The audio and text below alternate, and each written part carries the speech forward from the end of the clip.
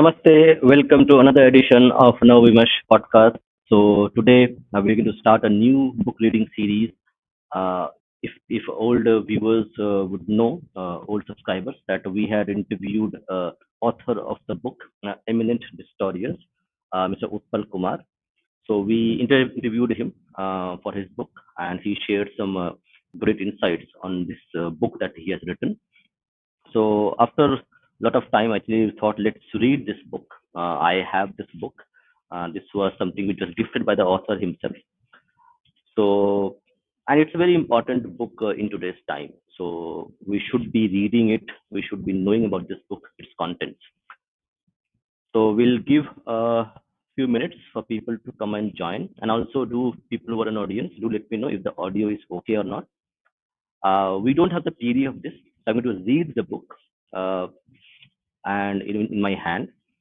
And then if you have some questions, we'll answer those questions. So before we reading the book, let's introduce ourselves to the author. Many people who are joining new might not know who is Utpal Kumar. So let me just go here. Let me share my screen.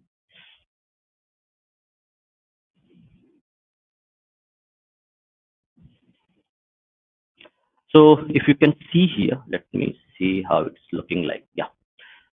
So if you can see here, Mr. Utpal Kumar is a seasoned journalist and now editor, opinions editor at Network 18, sorry, First Post, and he has written two books. So let's just go through his profile from the publisher who has published his book. So Bharat Rising, Dharma, Democracy and Diplomacy by Utpal Kumar. This is one of his earlier books. It was written in 2014, if I'm not wrong. So this is his biography. So let's know the author first before we go ahead and read the book. So about the book. So this is his first book that he has written. So this is the second book he has written called Eminent Distorians, Twists and Turns in Bharat's History. Mr. Utpal Kumar, the author. And this is Utpal Kumar is an opinions editor at Network 18 and First Post. His In his 2 decades of journalistic experience, he has worked with several media houses in the country. He started his career at the Pioneer and went on to work at Hindustan Times, Mail Today, India Today Group, and the Sunday Guardian. Kumar has written hundreds of articles for reputed newspapers and magazines. He is among the most uh, trenchant, uh, trenchant nationalist voices in the mainstream media.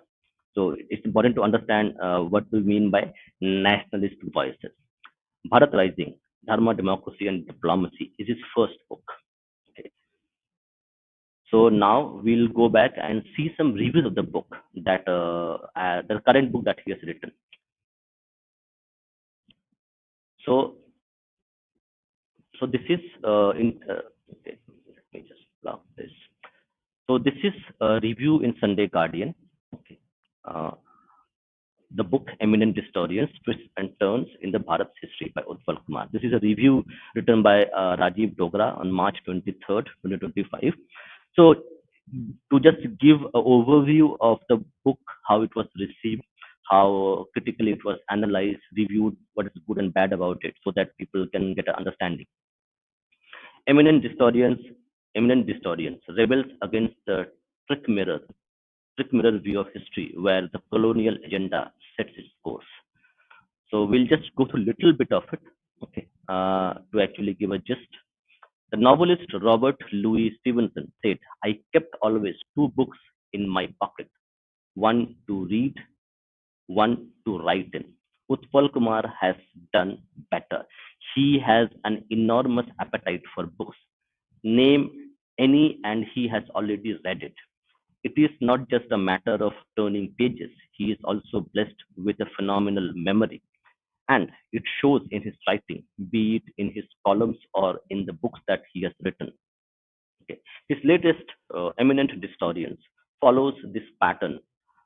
It is a remarkable work of scholarship that is elegantly styled to appeal to the general reader and the expert. This is very important when it comes to history writing. history writing, that our textbooks are written in an academic way, and it's a good alternative to if you want to sleep. So it puts you to sleep. But it's important to understand that history is something which we have to know to understand who we are. So history is written in lucid language, which is accessible to the general public, is very important. So academics are not doing this in major ways. So that's why people, authors like Mr. Utpal Kumar, Mr. Sanjeev Sanyal, and others are taking this place to actually teach history to general people in a very accessible way, in a very general language where it can be understood in a lucid language that people find interesting to read. So, on that context, it is important that these books are read, bought, and understood, and even reviewed and read on as well on public forums like YouTube, so that it reaches the general public what it is meant to be done. Okay. Reader, an expert, although he is conscious of the charge that history is sometimes an embroidered version, it is it is partly due to human failing and in part because of prejudice. His effort instead is to write on a clean slate and present facts as they are. Very important part. This book will also do the same thing. The book has given facts. Now it's for the audience to actually decide and go do more research and form their own opinion. History writers should not try as much as possible to put facts as first thing and then give their opinions, but that should be optional. Facts should be there always for the audience to actually understand the context, and they can form their own opinion based on the facts put in the pages rather than filled with opinions of the authors. So on this front, this book and other books as well does a very good thing of putting facts as they are for the audience to digest, whichever the audience would like to side with. Yeah, this is one reason why his this is something pretty core is against version that colored the past at the cost of India. Okay, let me read again. Human failing in part because of prejudice. His effort instead is to write on a clean slate and present facts as they were, not as they should be. This is one reason why his creative core is against version that color the past to the cost of India. He feels strongly that our age and the coming generations must be given a correct record of history that presents events as they were without embellishment, unadorned, and unvarnished. He sets about doing so with passion and energy because the canvas he has chosen is large, covering India's journey from ancient times till now. It is only natural that a civilization as old as ours should have its moments of glory as also periods of decline. An important explanation for how countries end up in the category of a risen or rising state is ideas. In this respect, the contrast of Chinese great power ambition and the Indian reticence is an example of why some nations rise while others linger in the sidelines. Alas, India's ideological chaos restrains its rise. This is very, very important point, that India's ideological chaos restrains its rise. While critical inquiry and debate is the essence of democracy, the past should not be distorted to become self harm. We have seen. So, the book's name is Eminent Distorians, and it is important why the book name is Eminent Distorians, because people who wrote history academically have distorted India's history so much that it has become harmful to the many generations who have read those books. So this is an initiative to actually undo the distortions which are there in our history books by writing facts as it is. I'll leave the audience this link as well so that you can go ahead and read the full review. I'll not read the full ones. Namaste, Milton Patel Friedman.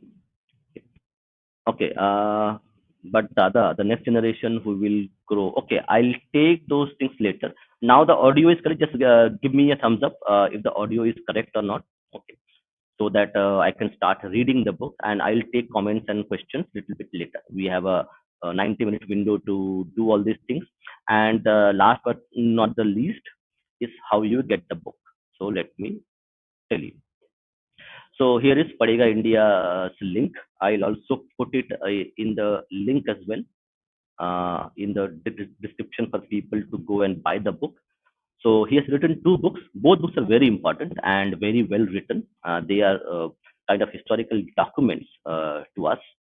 So these are two books which are available. You can also buy the books separately if you want, but I would suggest buy the both the books so that you can get a gist of his earlier writing and this writing as well.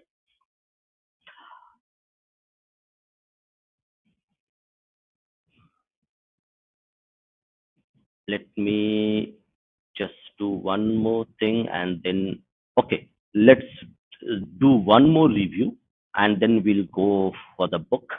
So the another review which is there was in Swaraj. Swaraj is a nationalist magazine.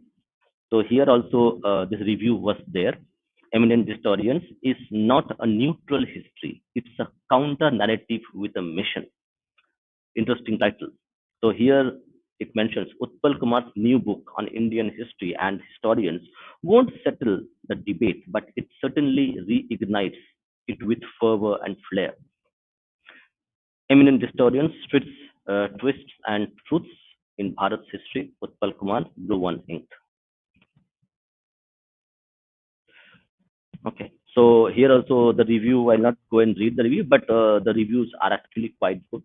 Now I am going to go ahead and start reading the book.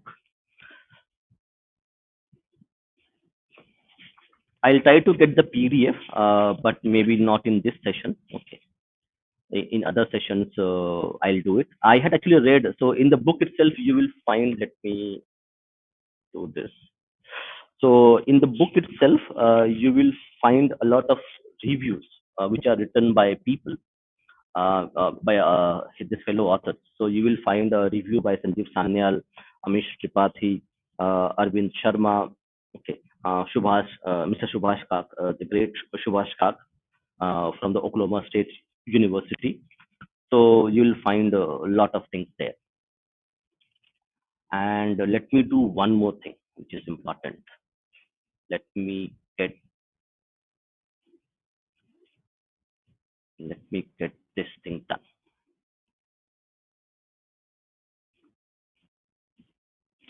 So that when people are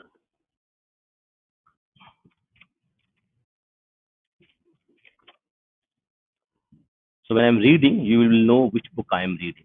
So I'm just going to put the picture of JPEG in the screen itself so that it will be available to people. Because we got the questions from many new audiences whether which book I am reading. So this helps the audience to understand the book that I'm going to read.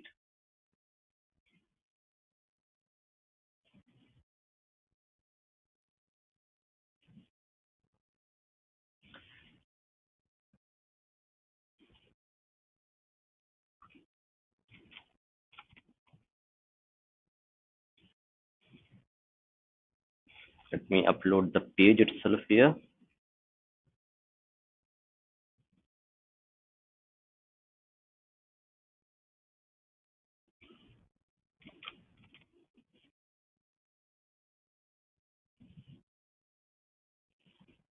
It's load. Okay. Okay. Would it be good for a read along, as sometimes to understand the word the viewer needs to rewind and read along with the text happens also viewer is safe asking for questions. Okay, what Milton Friedman is saying, let me just check this one.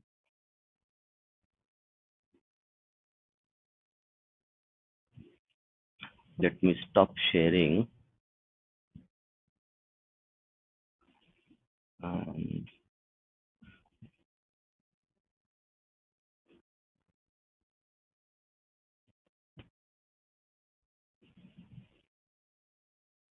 hmm. So something, yes. So this is how it will look like. Okay, would it be good to read along as sometimes to understand? Okay, happens to the viewer question about. Yeah, it's good. Good is good. We'll see. Okay, let's read along. I'll try to get the PDF. No problem. I'll try to get the PDF so that we can you can also read along with us. Okay, so now we're going to read the first of the chapter first. So Saraswati Sutra, how Harappan and Vedic cultures are two sides of the same coin. This is chapter one. Chapter two is epics and empires, from the Ramayana and Mahabharata to Buddha and Ashoka. Chapter three is invasions to affluence, Bharat in the post-Maurya and Gupta periods. Chapter 4, Age of Extremes, what Bharat saw, the best and worst of it. Chapter 5, of invaders and infidels, from Delhi's puffed up sultans to Vijayanagar's forgotten kings. The M factor, evaluating the contribution of so called Mughals and Marathas. White mischief, the predatory nature of British rule in Bharat. And chapter 8, the last one, Freedom at Midnight, Gandhi, Gandhians, and Role of Revolutionaries. So we're going to start with the chapter 1. Okay, we have also read the acknowledgement in our initial stages, so we'll not read that. Okay, but I'm going to read the introduction, which is important. Okay, because this book's contents and this book's intention to writing and intro is very important to us. So introduction, history hijacked, time to retell Bharat's story from its own perspective. There is something called time capsule. Time capsule, if you people do not know, time capsule is a very it's an old idea where people of a certain city or a place would collect newspapers, coins, everyday objects, some specific things which would be collected to represent the thought, perspective, material prosperity, money, processes, economy, culture of that time. And there would be specific objects which would be gathered together, put together, and they would be put in a box, in a sealed box, and it would be buried at some specific location. And uh, yes, similar to that, but not exactly the same. So time capsules are so, and they would be buried in some isolated place, but the people will track of it, like why it is buried. So after 50 years, or whatever time is there, maybe 50 years, 100 years, those time capsule will be recovered so that people would know how people lived, how people behaved, how people lives were at 100 years from now. So that's called time capsule. The time capsule is also a tradition which was there in India itself, where a lot of time capsules were actually buried in cities. Unfortunately, few of them were actually damaged or could not be found, but it is there in many Western countries itself. So that is what our time capsule. There is something called time capsule. For this, all you need is to get a historian to write a history of your choice, and you bury it somewhere safe. Exactly what I mentioned. There is something called time capsule. For this, all you need is to get a historian to write a history of your choice, and you bury it somewhere safe. Several prominent individuals and families have done this in the past.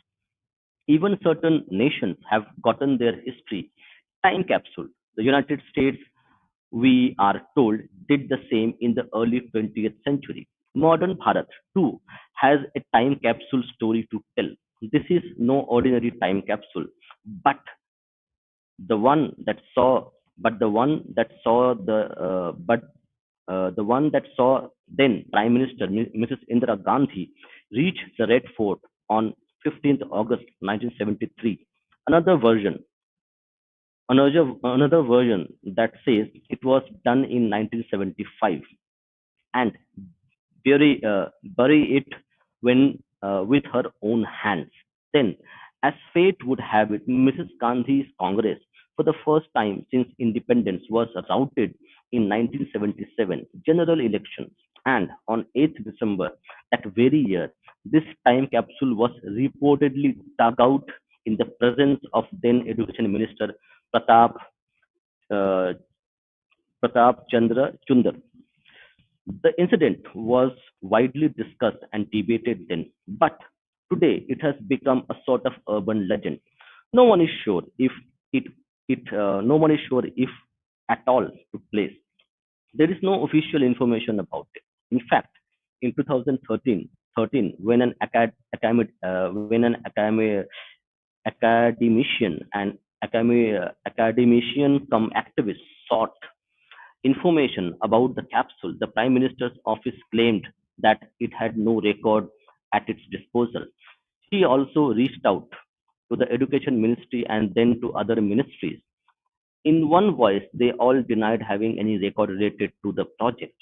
So comprehensive, so comprehensive, comprehensive has uh, comprehensive has been the blackout that one finds the mention of this incident in just two books, one in Hindi and another in English. The Hindi book ऐसा भी ऐसा भी सोचा जाता है, written by Harishankar Parsai, a noted literature is currently out of print, while Shankar Sharan is the author of English book and the writing Marxism and the writing of Indian history. Parsai writes, Indira Gandhi lost the 1977 election. The Janata Party formed the government. It was then rumored that the Madam Indira Gandhi got the time capsule buried to make herself immemorial in history. It must be a sheer eulogy of the Nehru family. It must be a sheer eulogy of the Nehru family. The Janata Party government exhumed the time capsule. It contained the history of our times in just 3,000 words. There were no other names in it, not even name of Mahatma Gandhi. It was said that the writer was paid 3 to 4 lakh rupees. That's a lot of money at that time. He wrote whatever he was told to write. The history was all about Nehru, Indira, and Indira. He continues. Later, in an article, an article by that writer, the author of the time capsule, who was a professor, who was a professor from Madras, was published. He wrote that Dr. S. Gopal called him to Delhi and entrusted him with that task. He said that he was paid very little and had to spend from his own pocket for his stay in Delhi. What to talk of lakhs? I was not paid a single penny, he added. Sharan brings out an unscrupulous side of Sharan brings out an unscrupulous side of Professor Gopal as he quotes a detailed interview that eminent historians, aka Distorians, had given to the leftist weekly link, the name of the weekly link, on 25th December 1977. Soon after Indira Gandhi's emergency regime was over, it was ridiculous to dig up the dig up the time capsule as it was to to bury it. Gopal said, adding, "It is tragic that we have replaced a right-wing fascist dictatorship with a right-wing communal reactionary government." Interesting. Very interesting quote he has mentioned. It is it is tragic that we have replaced a right-wing fascist dictatorship, that is emergency imposed by Indira Gandhi. Yes, absolutely correct, Milton. Right-wing fascist dictatorship with a right-wing communal reactionary government. that is the Janata Party government, which came in 1977 when Indira Gandhi lost the elections.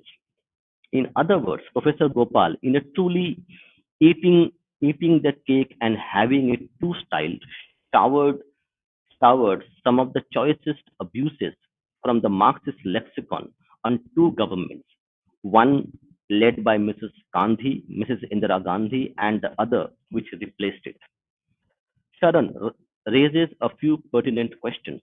Does it all go well with Professor Gopal's scholarly abilities or moral norms that first he got a distorted version of history written for a government and then condemned the same government as right wing and fascist? This is a character of every left wing academic that we can see. The dichotomy is in their genes, the leftist people. Professor Gopal's duplicity, personal as well as academic, did not stop here. He had been a known he had been a known Nehru Gandhi family lackey who would openly and viciously target those opposing the first prime minister and his daughter. In his three-volume Nehru biography, he would call yes, I see politicians are never bound by a single ideology. Politicians only want votes. Politicians wants to be in power, so they can change colors from red to saffron to green to any other color if the votes are there. So don't think politicians are married to an ideology. Politicians are married to power, and whichever means they can grab power, they will grab it. It is by red means, if it is by saffron means, it is by any other means.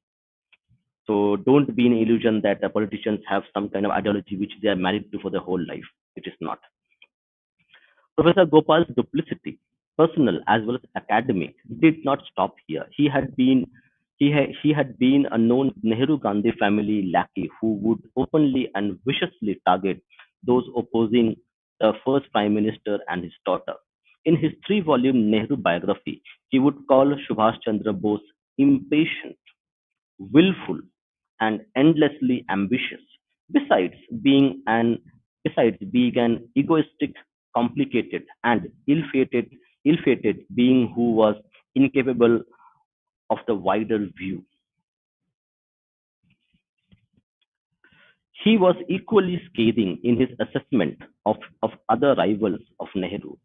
He, for instance, saw Rajendra Prasad as the meek follower of Gandhi, who was untouched in any real sense by the spirit of Gandhi's teaching. A loyal party man, but of inferior intellectual quality and with a social outlook which belonged to the 18th century. At another place in the book, he found the president to be he found the president to be prominent in the ranks of medievalism. Medieval means people who are thinking at the past all the time, not in the future. So this is what Mr. Professor Gopal wrote about opponents and competitors of Mr. Nehru in his time when the independence struggle was going on and when he was in power in active politics. Professor Gopal, as Sharon writes, was earlier an officer in the Ministry of Foreign Affairs and later was made a professor of history in the Jawaharlal Nehru University, JNU, New Delhi. When the time capsule was removed, Professor Gopal was the chairman of the Center of Historical Studies in JNU. He thus owed a great deal to Jawaharlal Nehru and Indira Gandhi, but when the family's political fortune tipped post 1977, it didn't take Professor Gopal a second to call the previous Congress regime a right-wing fascist dictatorship. Interestingly, the Gopal saga reminds one of one of what Raj Thapar, wife of, now we are coming into the real historians. or that we discuss. Interestingly, the Gopal saga reminds reminds one of what Raj Thapar, wife of Romesh Thapar, the two in the 1970s were an inalienable part of Mrs. Gandhi's kitchen cabinet. Kitchen cabinet has to say about Dr. S. Radhakrishnan, father of Professor Gopal and second president of India. In her seminal memoirs, all these years, Raj Thapar writes, Radhakrishnan finally dies and was given a state funeral. To me, he was and will remain a wily, a wily Brahmin, keeping himself covered from all angles, sitting comfortably away during the freedom movement, but making noise that could be tuned into at some late date as proof of his commitment. Entertaining thoughts, entertaining thoughts of a position even higher than that of presidency, collecting feathers from wherever they fell to make the nest cushier. I was quite startled that I was quite startled that so many thousands lined up the roads for Radhakrishnan's funeral procession. Somehow, the he never struck me as a man of the people, any people, but I was obviously wrong. As someone said, at least he didn't make money through corrupt practices. Coming back to Professor Gopal, when he made those comments, he was accompanied by Professor Bipin Chandra, another eminent historian who owed so much to the Nehru Gandhi family and had even defended Indira Gandhi's emergency in India after independence, 1947 to 2000. Bipin Chandra, remember this name importantly, which he wrote with Mridulal Mukherjee and Aditya Mukherjee. Chandra wrote, Nehru, neither JP, Jayaprakash Narayan, neither JP nor Indira Gandhi chose the democratic way out of the crisis. Okay, so the line is very interesting. He writes that neither Jayaprakash Narayan, Jayaprakash was uh, the, the of uh, leader of anti-emergency movement, which culminated into creating Janata Dal, I think, or Janata Party. So Janata Party was a coalition of anti-emergency democratic forces, and they fought against emergency. So Jayaprakash was against emergency, and Indira Gandhi who imposed emergency. So neither JP nor Indira Gandhi chose the democratic way out of that crisis. So here, Mr. Bipin Chandra, Mr. Mridula Mukherjee, Aditya Mukherjee are equating the, the people who fought against emergency as equal the person who imposed emergency. So both are same as per Mr. Bipin Chandra. The larger narrative coming out of the book, however, was that Indira Gandhi was pushed to act undemocratically by the extra constitutional and undemocratic agitational methods adopted and propagated by the JP movement. Professor Chandra wrote, the situation this is the footnote. This is what is written in the book that they have wrote. The book is India After Independence, 1947 to 2000. The situation that was being created by the JP movement was that of insurrection without revolution. The tactics the tactics it evolved over time amounted to a revolution. But this was to be a revolution without a revolutionary party, organization, ideology, or program to give it direction and leadership. In fact, it was to be a revolution to be made with reliance on a mix of ideology-less cadre of the Chhatra Vahini, the conservative cadre of Congress, BKD, and Swatantra Party, and the communal neo-fascist cadre of RSS Janasangh. So left historians can write whatever they want, and they expect everybody else to believe them that they can never lie. But the opposite is true. A left, a leftist people, a Marxist, are trained to lie. Their job is to lie about things. Okay. They lie under the teeth, as somebody has said, AM has mentioned. Professor Chandra's defense of Indira Gandhi didn't stop even when the emergency was imposed. He wrote how a large number of people were impressed by the positive outcome of some of the well publicized emergency measures. I remember while talking to my father a long time ago that how in emergency period people would come to office on time, do their work and go away. So for that reason, emergency was a good thing. That people came on time and did their work, which they're supposed to do anyway. So that is one anecdote, personal anecdote. He wrote, a large number of people were impressed. So one of my father was one of those large number of people who appreciated emergency because the things were so bad that it takes an emergency to make people come to office on time and do their work, which are supposed to do anyway.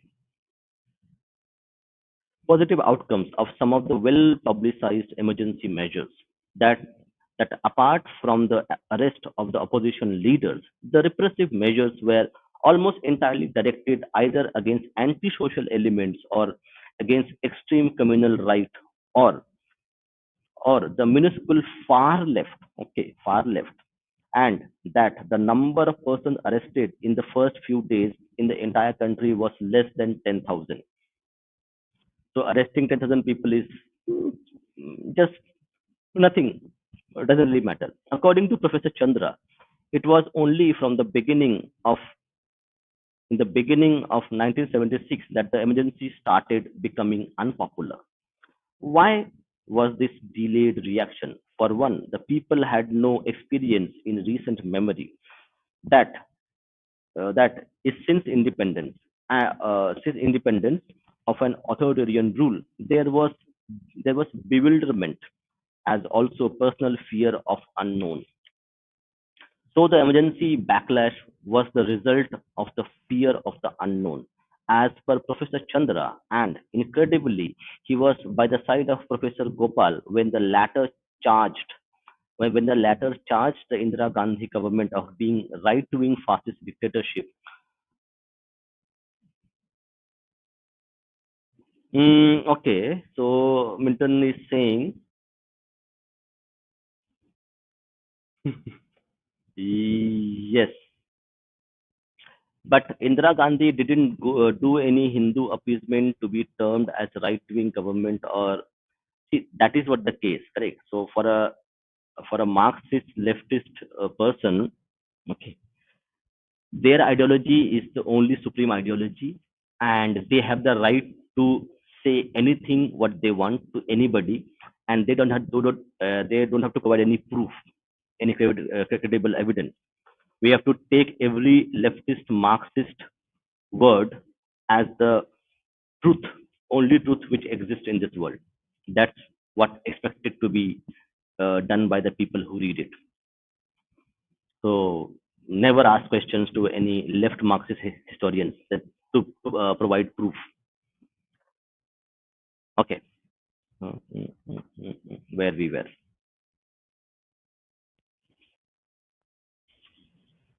Yeah, here it is. According to Professor Chandra, it was only from the beginning of 1976 that the emergency started becoming unpopular. Why was this delayed reaction? For one, the people had no experience in recent memory that since independence and of an authoritarian rule, there was bewilderment, also personal fear of unknown. So, okay, we'll state it here. So Indira Gandhi government being okay. Professor Gopal. and Professor Chandra, however, weren't the only historians indulging in Orwellian double think and double speak. My God. So people do some check. Uh, what is double think? What is double speak? It's very interesting concept, and how left historians, left intellectuals excel at doing both of these things. We will know about these things when we read more of the book. But do check Orwellian double think and Orwellian double speak. The year, it's part two of it. The year was 2003. Romila Thapar, Professor Emeritus at Delhi's Jawaharlal Nehru University, JNU, and author of several books on ancient Indian history, was appointed the first holder of the uh, Klug chair, Klug chair in countries and cultures of the South at the U.S. Library of Congress, established in 2000. The aim of the Klug chairs was to facilitate discourse among top academics and political leaders based in the U.S.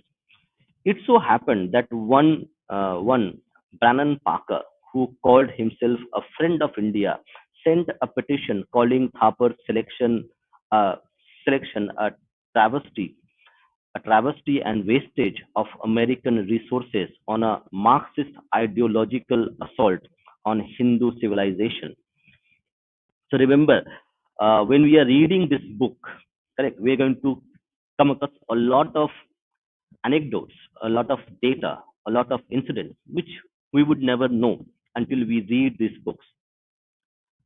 So this is a very interesting. Even I don't know about this specific incident which happened. It so happened that one Brannan Parker, who called himself a friend of India, sent a petition calling Thaper's selection a travesty and wastage of our American resources on a Marxist ideological assault on Hindu civilization. Given Thaper's Eurocentric worldview, he wondered how her selection would bring true understanding of Hindu civilization in the US. Parker passionately raised the issue, but he found himself dismissed as a right wing agent. However, as one looks at the Bharat's leftist historian led by Romila Thapar, their role in the subverting the minds of people, turning them into rootless and apologetic about their past, and also projecting a negative image of civilization, negative image of civilizational Bharat globally, it becomes difficult to ignore these charges. If the West today looks at Bharat as land of land bereft of any intrinsic democratic liberal values of its own, it is primarily the result of their mischief. For according according to them, Bharat is an artificial construct made of borrowed men and minds. It is seen as a landmass rich in natural resources but with no indigenous population of its own. The Aryan invasion theory, which is being debunked long time ago, and still people harp on it. The subcontinent is projected more like a railway platform where people of different racial profiles, from so called Aryans to Muslims and Europeans, devoted at various intervals to populate this landmass. And if Hinduism is projected as a religion that promotes superstition, gender violence, caste atrocities, and even religious fanaticism, the, the blame primarily lies with these historians, and we'll know about these historians. Leading the pack of these surveyors of Bharat's history is a 93-year-old Romela Thapar, about whom the citation of the Klug Prize, Klug Prize awarded to her in 2008 by the Library of Congress says her research has profoundly changed the way India's past is understood both at home and across the world. And it did. While reviewing Thapar's early India in May 2003 For the London's Financial Times, Edward Louis wrote, Romila Thapar's masterful recent book, Early India, ends before the Islamic era. But it makes it plain. It makes it plain that the destruction of temples, a highly combustible issue in today's India, was also the normal thing for incoming Hindu dynasties to do. Well before Islam appeared in India, Hindu dynasties had erased almost all the Buddhist and Jainist temples of early dynasties. This was written by Ramila Thapar in the book Early India. Okay. And most often, they would not quote any references, any real proofs of that happening. It was their own opinion as taken as facts, their opinion as facts. This narrative still finds itself deeply entrenched in certain quarters of the mainstream academia. So much so that when Prime Minister Narendra Modi, at the inauguration of the new campus of Nalanda University in June 2024, said that the university in its ancient avatar was burnt by foreign invaders in the 12th century, he was accused of parroting the popular perception that Bakhtiar Khilji, uh, the courtier of Muhammad Ghori, had burnt it, as one writer come activist wrote in an article. It is believed that Nalanda Mahavihara was founded in the 5th century AD, more than 500 years before Oxford University came into existence.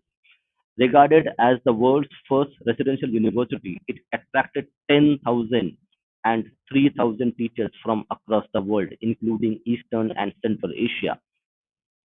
Like today's elite universities, admission to Nalanda was quite tough. Aspiring students had to face a rigorous oral interview with the institution's top professors. Its library had 9 million handwritten palm leaf manuscripts. And as per legend, when Bakhtiar Khilji burnt this university in 1197 AD, the fire in the library raged for months. Defying the historical consensus, a section of the academia ran a social media campaign just when Prime Minister Modi was gearing up to inaugurate a new campus at Nalanda, saying Brahmins had destroyed the ancient Nalanda University. We have seen all these things when that happened, such as D.N. Jha, another great historian. D.N. Jha, who had not very long ago provided legitimacy to such conspiracy theories by collecting dubious and unreliable records to put the blame on Brahmins for Nalanda destruction. In the process, he, along with many other historians and activists, discounted the contemporary historical evidence such as writings of Minhaj al-Siraj, a 13th century Persian historian. Minhaj writes, the greater the greater number of the inhabitants of that place were Brahmins.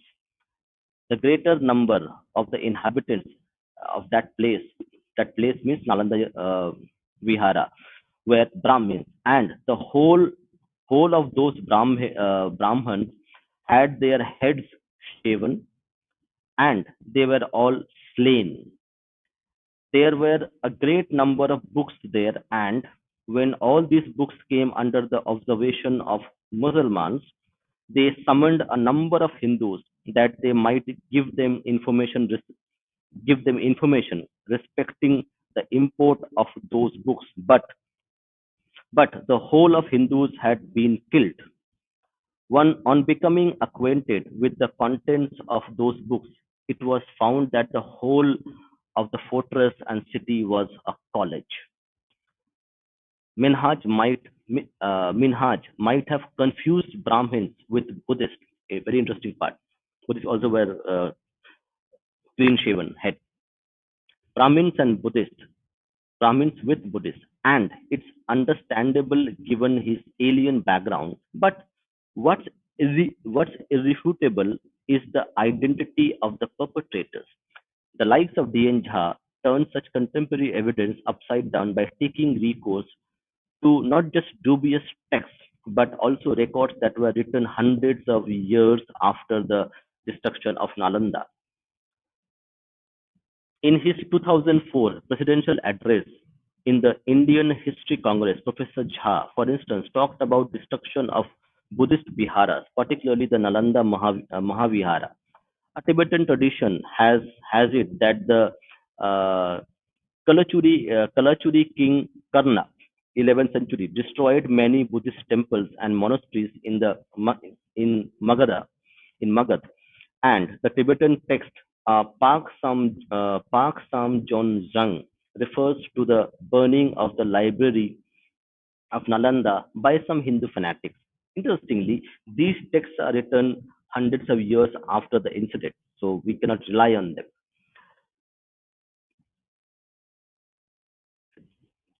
Burning of the library in Nalanda by some Hindu fanatics. Interestingly, Jha took the help of an 18th century text to vindicate his Hindu fanatics charge. The author of Pak Sam Jon Zhang, Sum, uh, Sumpa Khan, Sumpa Khan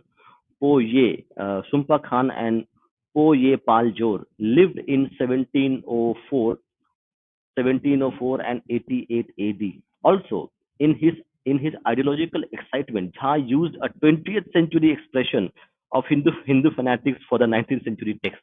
Interesting. Jha, however, was simply following the sacred Marxist manual of history writing. Interesting.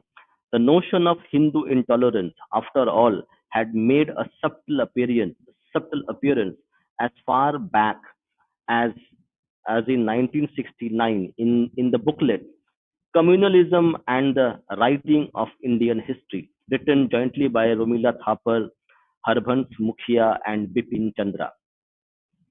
These are the among the chief historians. In this 60 odd page booklet, Thapar questions the assumptions that only a Muslim would uh, despoil temples and break idols since the Islamic religion is opposed to idol worship. She writes, Muhammad of Ghazni is primarily associated in most standard histories as the despoiler of temples and the breaker of idols. The explanation for this activity is readily provided by the fact that he was a Muslim. The assumption being that only a Muslim would uh, despoil despoil temples and break idols since the Islamic religion is opposed to idol worship.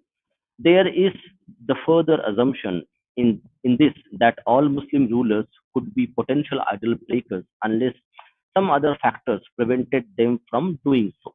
Little attempt is made to search for further explanations regarding Mahmud's behavior.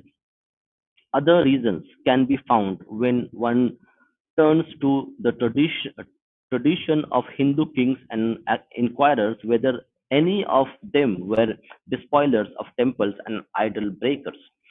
Here we come across the case of Harsha, an 11th century king of Kashmir for whom the despoiling of temple was an organized, institutionalized activity.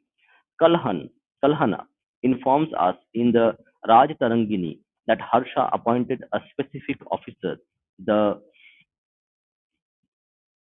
Deva officer named Deva Patanayaka, literally the officer appointed for the uprooting of the gods, Deva Patanayaka, whose special job it was to plunder the temples. Here clearly the explanation cannot cannot be that he was religious iconoclast, but that he plundered temples for their wealth, which wealth he used for other purposes. So they are equating a text to the other text and making them as equals. Okay.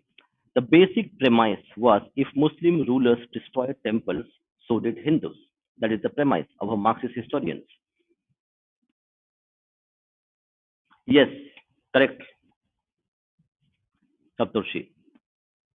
If one thought, given the audacity of communist imagination to bracket Hinduism with Islam, there would be a plethora of evidence supporting the case of Hindu violence and vandalism. The story of Y.C. Rosser would give us a reality check. The American researcher in the early 2000s, after reading about Hindu rulers' propensity to destroy their own temples and also decimate Buddhist viharas, reached out to the proponents of the theory. Rosser first met Harbans Mukhia, who has mentioned the destruction of temples by Hindus in an article in the Hindustan Times, 19 March 2000. I asked him what documents on the subject he had in possession. Interesting. They wrote this 60 odd page leaflet where they mentioned that, okay, Hindus were destroying temples as well as Muslims are doing. So they all are same. But when Y.S. Rosser asked them what documents, what proof they had, so in an article, so I asked him what documents, Rosser, I asked him what documents on the subject he had in possession. He told me that Professor Romila Thapar has some information to support the proposition. They have some information to support the proposition. And they deliberately did not put these documents in the leaflet itself. After some days, Rosser met Thapar and told her about the Mukhia conversation.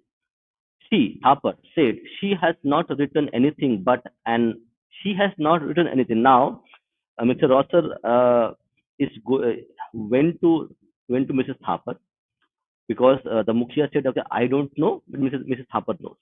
When he went to Mrs. Thapar, Urmila Thapar, she said she has not written anything, but an American research scholar, Richard Eaton, we know Eaton, has written something recently about it in the preface to his new book. So no proof, no documentation, and they write whatever they think is fact. Now that marks this style of making a claim first and searching for evidence thereafter. Understand very carefully this thing that the Marxist style of writing history is that the Marxist style of making is that Marxist style of making a claim first and searching for evidence thereafter. Also, the incident shows how our leftist historians have their own time machine. Look how Thapar in 1969 made an assumption of Hindus being idol breakers too, and in the early 2000s, more than 3 decades later, she claimed she had no evidence with her. To To unearth a Hindu hand in temple vihara destruction is a sinister lie. To unearth a Hindu hand in temple vihara destruction is a sinister lie. Such narratives are actually based on half a dozen stories of dubious origins of Kalinga king Kharvela, Pallava king Narasimhavarman, king King Harsha of Kashmir, Kalachuri of King Karna, and King Shashank of Gouda.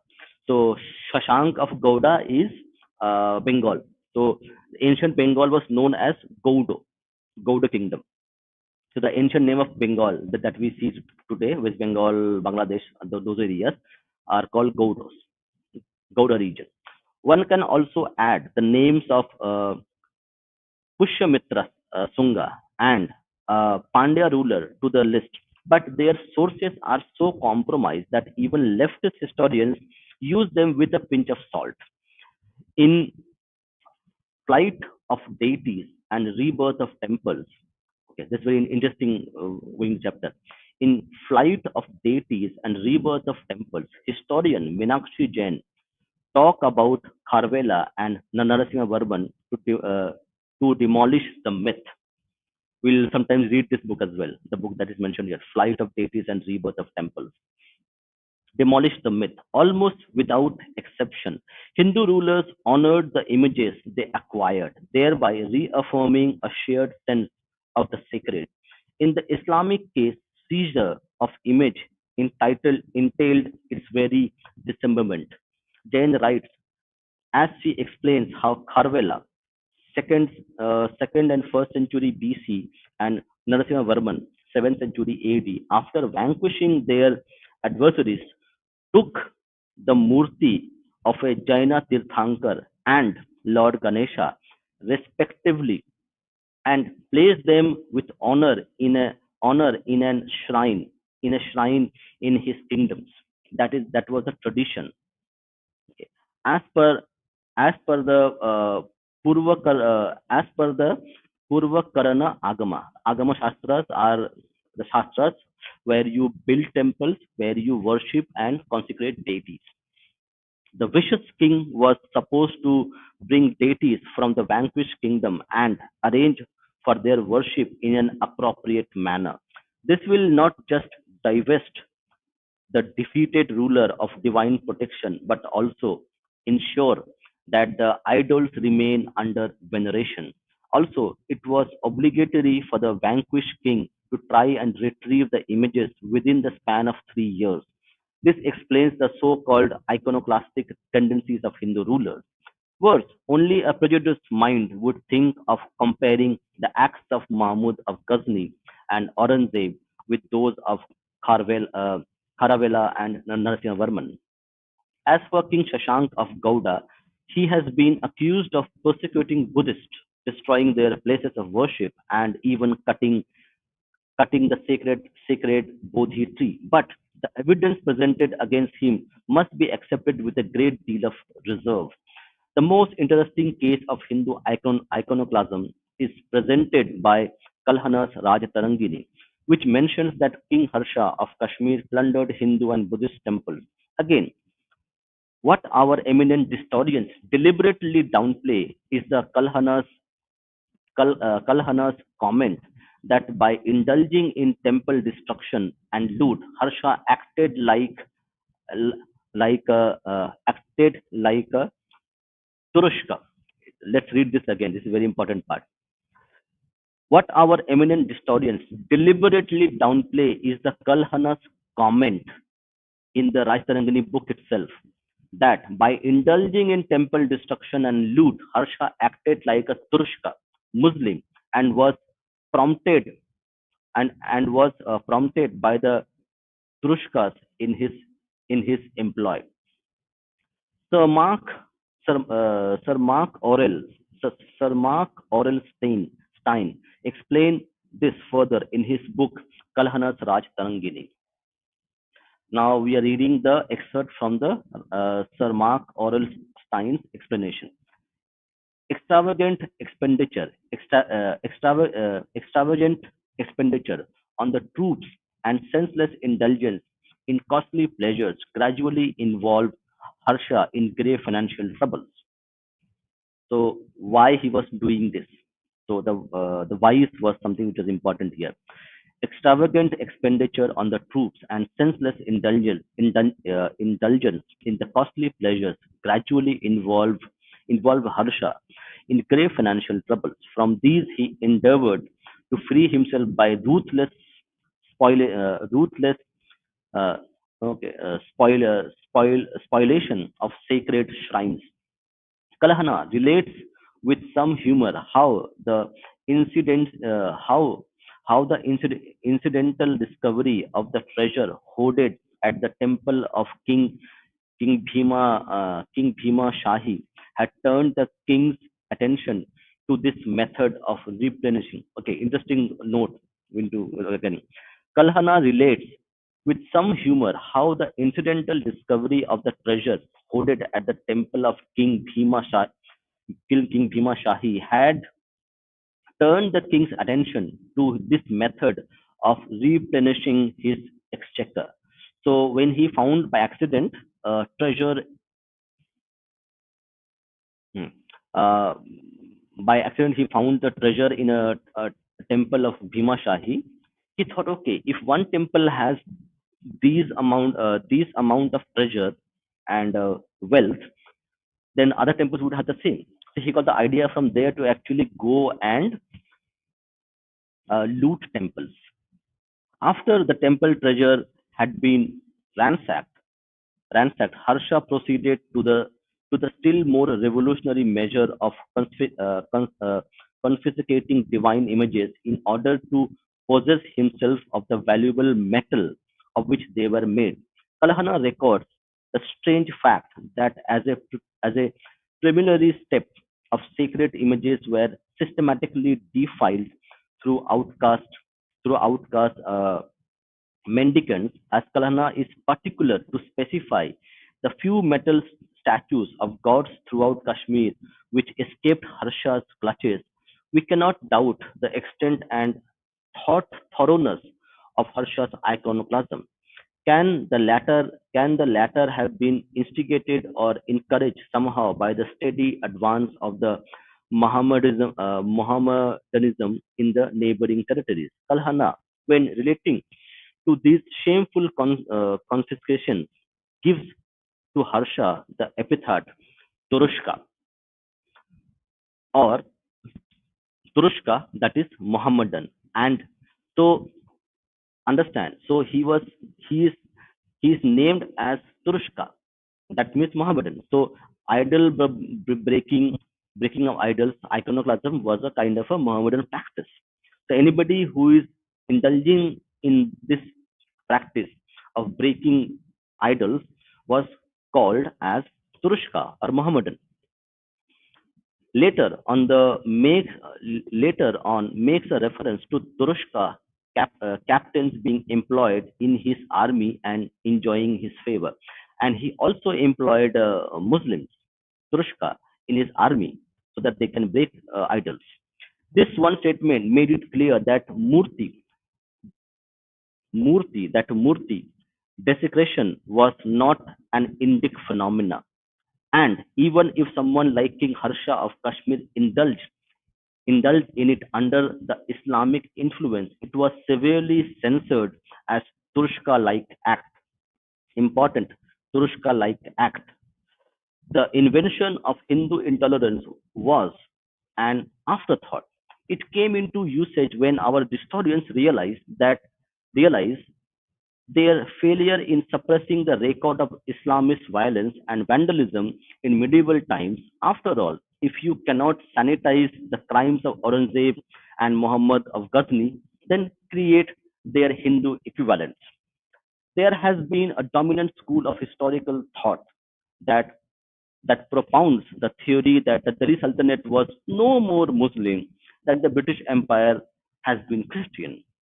The idea was to tell that there was no compulsion in matters of religion, and that the Ghaznavid and other Turkish invaders brought the philosophy of the brotherhood of the classless society, which the lower classes among the Hindus lapped up at the first given opportunity.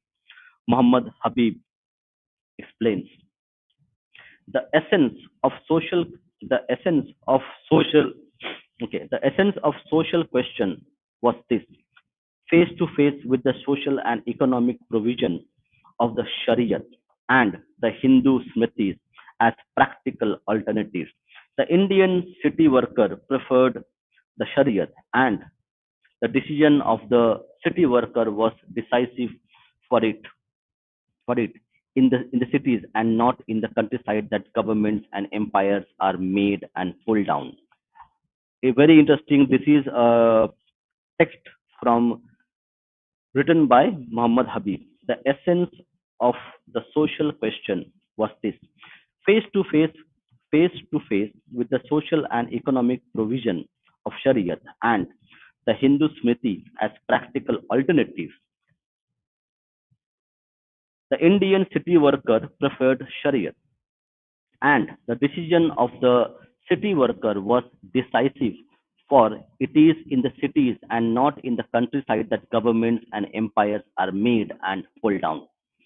He elaborates the invasion of the Gorian Turks brought about this great social and economic revolution because the industrial and the social forces in the country had been prepared for it prepared for it for centuries.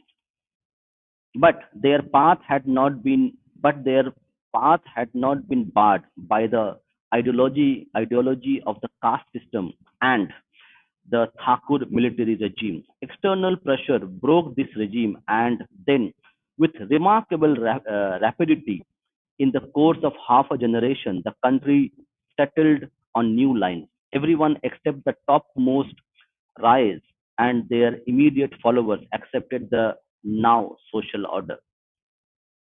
Interestingly, Habib dedicates this book to Premier Jawaharlal Nehru, the guarantee of India's security and the sheet anchor of her hopes. K. A. Nizami, a fellow historian, takes the argument forward when he writes, had the Indian masses resisted the establishment of the Turkish rule in India, the Ghurids would not have been able to retain even an inch of Indian territory. R.C. Majumdar gives a strong and convincing rebuttal to the Universal Brotherhood lobby as he writes how it's farcical to say that the notion of Islamic Brotherhood is universal in nature, and if at all any religion and philosophy that talks about universal brotherhood, then it's Vedanta. He writes, R.C. Majumdar writes, it is, however, to be to be pointed out that the Brotherhood of Islam did not extend beyond its own fold, its own fold, and can by no stretch of imagination be regarded as universal. If we accept the ordinary meaning of the word according to Muslim tenets, the non-believers or kafirs occupied a distinctly inferior position. There, theoretically speaking, no religion or philosophy preached the universal brotherhood of man more eloquently than the Vedanta, which placed it on the fundamental basis of the identity of all individual souls, all being identical with the Brahman. Of course, there was no practical application of this doctrine in social life, but neither the theory of Islam, nor its practice as regards the Hindus, could appeal to the latter as bringing new message of equality of men. The Hindus of the medieval age could be under no illusion on this point when they were forbidden to perform their own religious rites in public, denied political and civic rights on equal terms, and when Islam, as a state religion, could impose its legal system upon them. It would be idle to pretend, therefore, that the equality or brotherhood of Islam could have any other effect than of willing conversion to that faith in order to escape rigorous distinctions of Hindu society and religion. The claims that the lower caste among Hindus were excited about Islam's universal brotherhood are equally mischievous. In fact, an early report quoted by a 10th century geographer complains that Islam had not made a single convert in India. Also, Hindu doors were not closed to those who were forcibly converted, as we see in the case of Sukhapala. Sukhapala, son of Hindu Shahi ruler Anandapala. Sukhapala was forcibly converted by Muhammad of Ghazni to Islam under the name of Nawasa Shah, but he returned to the Hindu fold at the first opportunity. Against this backdrop, it's extraordinary to see Hinduism survive more than 1400 years of assault, first on its body through Muslim invaders, and then its mind through Christian missionaries and eminent historians.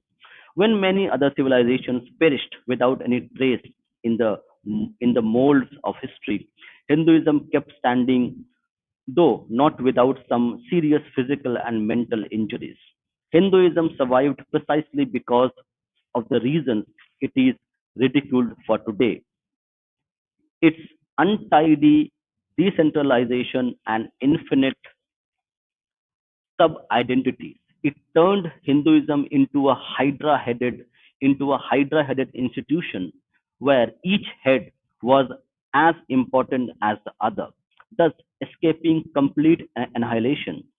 This may explain why Swami Vivekananda and Sri Aurobindo, the masters of Bharatiya Darshan, resisted from outright criticism of caste institutions while working towards building a more equitable, harmonious society. Very interesting point raised by the author.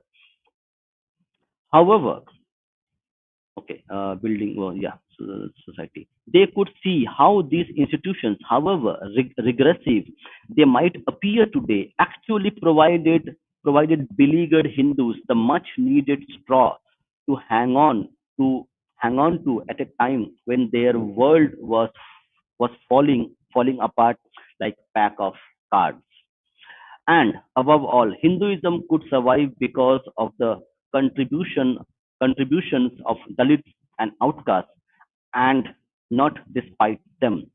Al-Biruni, who visited Bharat during Muhammad of Ghazni's time, spoke of the four traditional castes and eight sections of okay Annatej, Antajas, outcasts. Historian K.S. Lal writes in his Al-Biruni's time in his Al-Biruni's time, their number in Hindustan was obviously not large, but their numbers and nomenclatures increased with the passage of time. Professor Lal adds, it was during the medieval period under Muslim rule, 712 to 177 CE, Common Era, that many castes and subcastes of SCs, and OBCs came into being to become more than 2,330.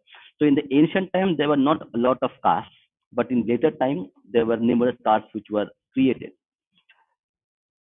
So became more than 2,330 enumerated today.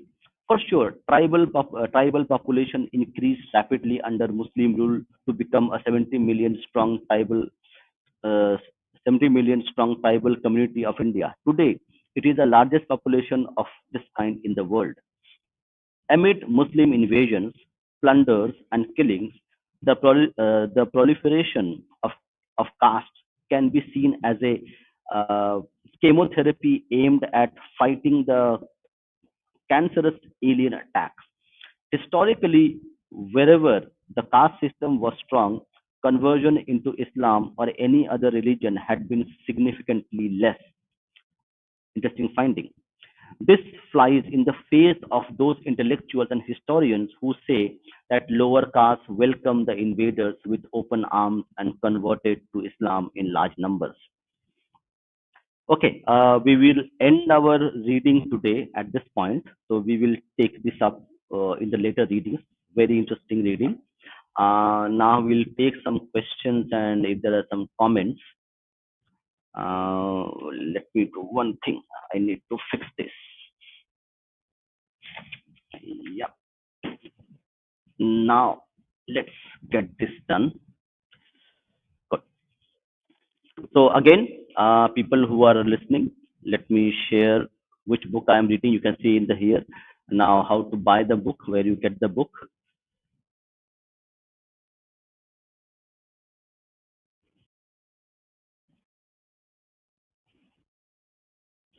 So this is the place where you can buy the book, Eminent Historians, Twists and Truths in the Bharat History. Very interesting book, very well written book with a lot of great anecdotes, data, references, quotes by various people, unlike the Marxist historians who do not provide any, who first make an make an assumption and then try to find proof of their assumptions. So here you can buy the book. So and also you can see a lot of good reviews are there uh, for the book itself. And now let's take some questions and comments. Okay. Okay. Saptorshi has written something. Let's go ahead. Saptorshi writes, this whole idea to always save the precious, ever designated minority is frankly boring and stale now. Also, why would the Turks even adopt Hindu traditions? Hmm, interesting.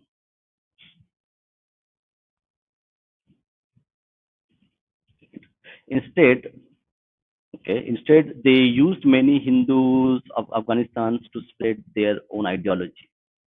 Interesting. Interesting comment from Saptarshi. Okay.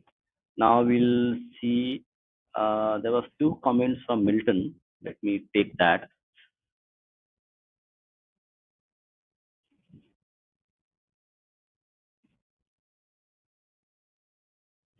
Interesting comment from Saptarshi. Indira Gandhi as right wing, right wing. Okay.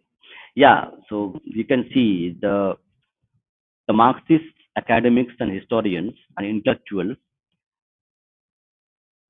Once Indira Gandhi was out of power, he became a right wing fascist. When she was in power and when they were enjoying all the perks of being close to power, she was a very nice ruler. So you can see, Vikhyat is written. Okay. The European narrative of minority oppression is being imposed on us just because there is an overwhelming majority that doesn't necessitate majoritarianism. Exactly. You're absolutely right. But the problem is that during the invasions which happened 1,000 years ago, approximate average 1,000 years ago, okay, the Hindu society was weak. People who were actually intellectuals who could actually fight these narratives were were wiped out.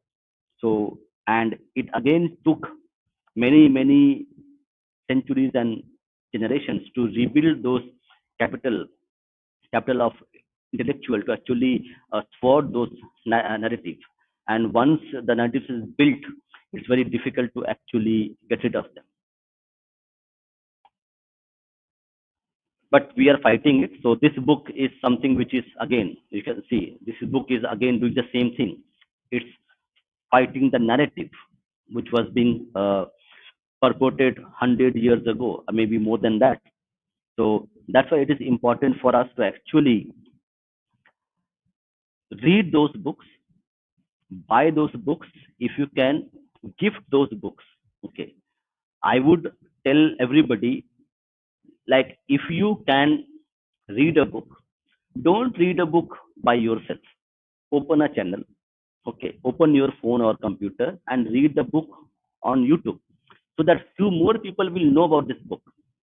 A lot of incidents which are there in the book, right, they are not being I would not know until I read the book. But if I had read the book, you will not know about these things.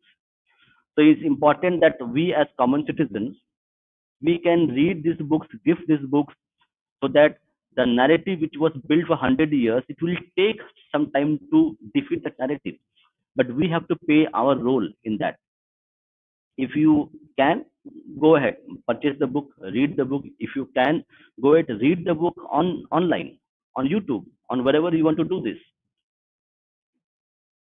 Rishi has something. Okay. This whole charade of the so-called scholarship, even after getting debunked, is still peddled now. That is something which is really disgusting. Cause it doesn't happen in science, but only here.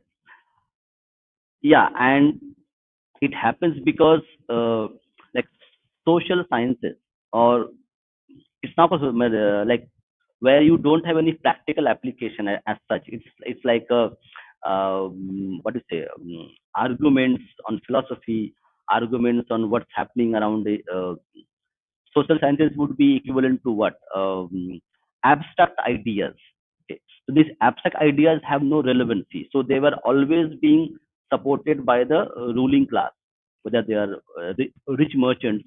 You take an example. I think we were reading one article that we had actually written, that the some rich businessmen from actually businessmen actually were working to make sure that the labor, indentured labor, which was actually shipped outside India from uh, from Maharashtra, from UP, from Bengal, from Bihar region. Now, capitalist businessmen of India actually resisted that part, not because they were against this indentured labor policy. They wanted those labor to remain in India so that they can employ them and they can make profits. So you have merchants, you have empires, you have kings who would finance these kinds of people, and that's always been the case. So if you don't do that, it will.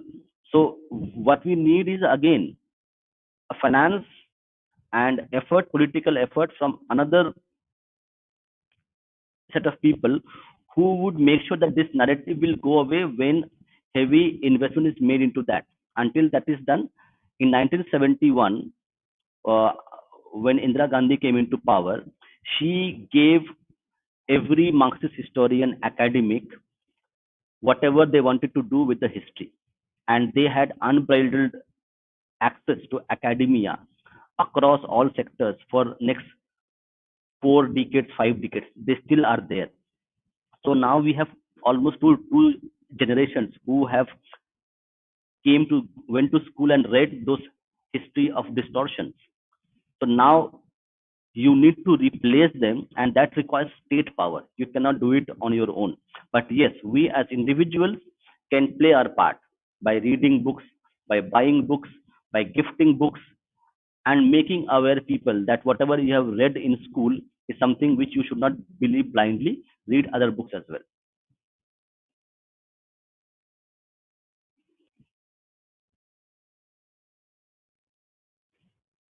Yeah, Rishi is saying something interesting. I mean, can any good historian now write a revisionist history about the World War II as well and save his career at all? Of course not, especially if it has been debunked and seen as malicious, but we see the opposition. Yeah, see, political correctness is will never be a good like a popular idea. Political correctness is an idea which will eventually and most will be actually destroy your career. So that's why most academics are politically incorrect. Okay, sorry, they are politically correct. Every academician, every people who are close to power, they will be like this. So if you go against the political climate which is there at that time, being politically incorrect is something which will land you in trouble. So you will see rarely people, academics and people close to power, they will be writing something which the ruler does not approve of. Yeah, Vikyat is saying something. Hindu Cafe also takes articles on many Hindu related topics. We should popularize such platforms as well. Yes. So see, as an individual, you have multiple ways of doing things. Okay. So now, how do you popularize an article? Okay. We may read those articles. I am trying to, but see, me as an individual, I cannot do everything because I have other things to do as well. I have a job. I do my job. I have some other things to do. So in apart that I am doing reading the book. So if anybody who's listening, if you have the opportunity, if you have the skills to read a book, go ahead. If you can speak in public, go speak about it. If you can't do it, at least buy the book and give the book to people and read by yourself and tell people about it. Write in write in social media. Even if you don't just buy the book, read the book, and give a detailed review of the book on social media itself, on Reddit, on YouTube, on other platforms.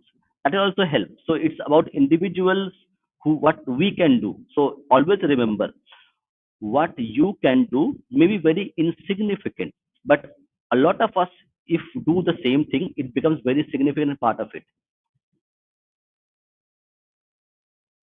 Mm. Exactly, Radha. Political repercussions that there shall be no actual reform in, yes, but some mad people will be there. Correct. You had Elon Musk. Some people would be there. So, but Elon Musk did a very great job in terms of grooming gangs, which were happening in England. Because of his clout as a person close to power, with money, with social media, he could do a lot more than what you and I can do. But it doesn't mean that our efforts are worthless. Correct? If I am reading this book, you are listening to it. People are listening to it. They will learn about these books. They will go and buy the book if they feel okay. This is something I should be reading. So I may be able to actually reach out to 5 people or 10 people. But as an individual, if we, in our own capacity, try to do something about it, so that's why it's important to not to be a passive consumer, passive consumption, but also try to learn from this consumption and also try to do something by yourself, because every individual effort matters. If a lot of people like us would go and read, buy, purchase gift books, you will see that that is a significant thing which can change a lot of things. Yes, Elon can still sustain cause he has power and still work on his ideas and spread them. We must we must, as you said, put our own small effort. Exactly what I'm saying. Your effort could be very very simple, like writing a review of this book on social media, whichever media you prefer. That is going to reach out to few people, and they might read your review and go and buy the book. And if enough people do this simple things, it will have a great impact, as it's a cumulative effort which is being done. So that's why I encourage everybody that I am going to start a new I'm going to start a new initiative where I am going to request people who listen to our streams to come and join and read with us. Because in that, what will happen, that we'll be able to read more books. Either individual can read only 2 or 3 books in a day, but enough people who join us, then we will have 5 6 6 7 readers, and we can read at least one para of one book every day. It means that the effort is getting publicized, because few people might say, I don't know how to make a channel, I don't know how to run a channel. No problem, you just, and this channel is there, come and read the book. So on that note, yeah, thank you, Rishi. Exactly, we need to make our individual efforts in whatever way.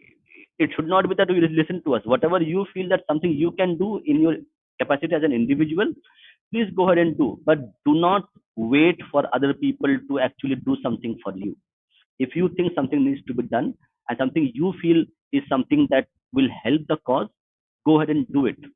That is more important. Go ahead and do it. Don't wait for people. Don't wait for an ideal thing to come and then you will do your act. So on that note, I will again request people, go ahead. If you can, buy the book. If you cannot, come to our stream and listen to it. Okay. So on that, thank you very much, everybody. Jai Shri Ram, Vande Mataram.